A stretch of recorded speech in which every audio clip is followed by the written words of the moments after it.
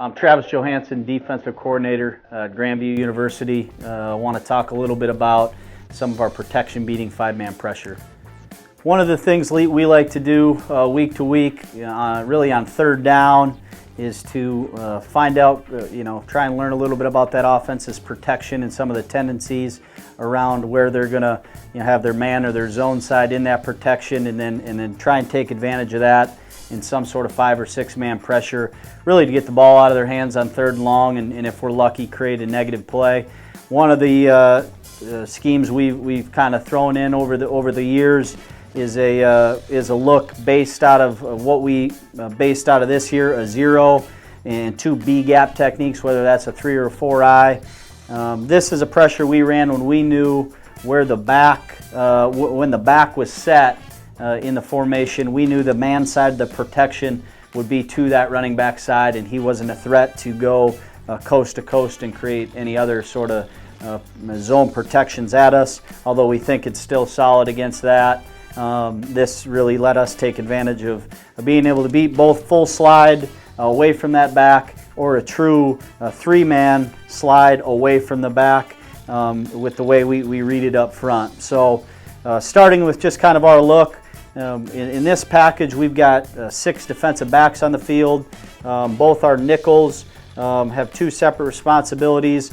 We call our rover nickel, which is away from our strength call, is at the line of scrimmage in a sugar look, still a threat to bring pressure. Inside we play a left and a right end. Those guys, in this case, we're setting a 4 eye away from the running back. Our nose is in a true 0, and then our end to the running back side is in a 3 technique. Our Mike and our Will are both going to get in threatening sugar positions.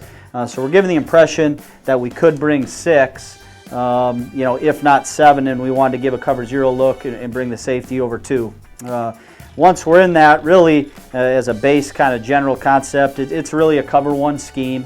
We got a 1 high safety who's going to play pretty flat-footed. We anticipate the ball to come out quick when we run it, just because of the look. And then out of that, you can get into different cover 3 schemes. You can bail out of it and play a lot of different coverages. But for us, we want to get the ball and we want to bring these guys. So inside, the end away from the back, he's going to be our loop contain player. He's going to make sure he crosses the face of the tackle. If that tackle really sets wide in slide protection because he feels like that rover nickel is doing a good job of showing the threat, we may track inside of him depending on what we see throughout the course of the week. The nose is going to work the A-gap away from the tailback. The responsibility of those 2 guys, between those 2 guys, we want to manipulate the pocket and make sure we both finish on, in this case, the right side of the quarterback to keep him boxed into the pressure, whether we get there or not. The end to the back, we've got what we call a press technique. He's going to get as vertical as he can through the gap. Again, trying to box that quarterback into the pressure. We want to get his guard on a different level than that tackle. Okay, so we want the end to get as vertical as he possibly can to quarterback level, so we make that guard really set deep and make that tackle short set if we can possibly do that with the Mike's action. Okay, the Mike is gonna stutter and press vertical, again trying to get that guard and tackle on different levels, and then our Will backer is actually reading the tackle. So if the tackle's down in slide protection and we get the tailback to the edge, the Will is going to come off the butt of the down tackle, and the Mike is on the outside of the back, and we've got 2 for 1 in slide protection. If we get a true man zone protection, center away, and we're 3 on 3, we want that tackle to stay on the Mike, to get deep, the end to press as vertical as we can, so when the tailback comes to pick up the Will, the tailback can't come back because he gets picked by how vertical our end has got.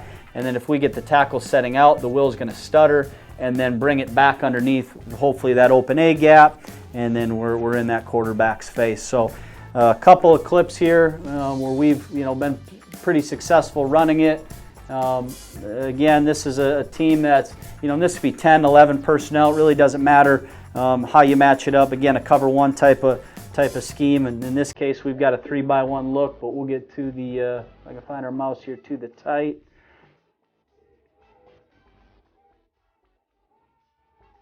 It's hard to kind of see on this clip a little bit, but But you can't see right now our wheel backers off the screen. Okay, our end is in the 3 to the back. Our nose is ready to slant away. Our end is ready to contain.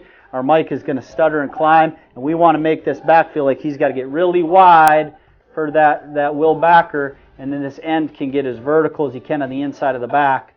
So as he presses this thing vertical and the wheel's back inside, we either get a conflicted guard and tackle on different levels, which we are here with the back staying on the mic, or the back and the guard on conflicted levels. And in this case, it comes home pretty free. 31's able to get us off the field. Another way we'll do it, just as a simple change-up, is we'll go ahead and take just simply the mic and the wheel and change positions.